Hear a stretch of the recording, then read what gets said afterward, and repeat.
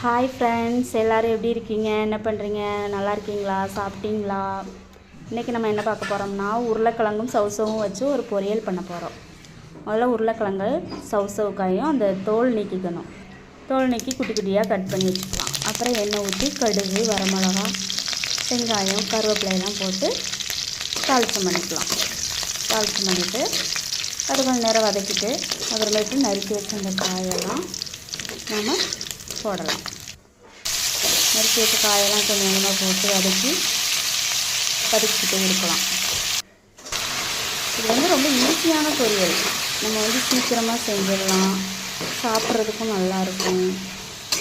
ரொம்ப ஈஸியாக ஒரு 5 மினிட்ஸில், மேக்ஸிமம் ஒரு 10 மினிட்ஸில் முடிஞ்சிடும்.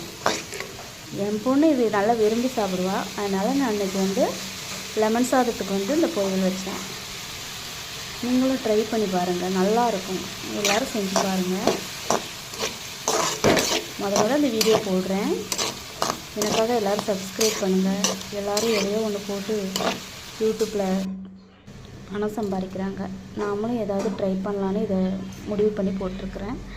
அதுக்கு நம்ம கொஞ்சம் காய் வதங்கினதும் தேங்காய், சீரகம், கொஞ்சம் மஞ்சத்தூள், மிளகாத்தூள் போட்டு கொரகொரப்பாக அரைச்சி எடுத்துக்கோங்க. கொரகொரப்பாக அரைச்சி எடுத்துட்டு நம்ம அதில் சேர்த்துக்கலாம். காய் கூட சேர்த்து நல்லா வதக்கி மூடி வச்சு வதக்கணும். அப்படி தான் காய் நல்லா சாஃப்டாக வேகும்.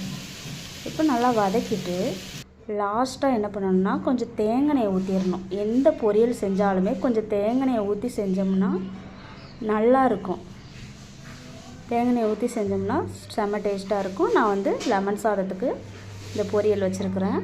ரொம்ப டேஸ்ட்டாக இருக்கும். நீங்களும் ட்ரை பண்ணி பாருங்கள். இது என்னோடய பொண்ணோட ஃபேவரட் டிஷ். பாய்.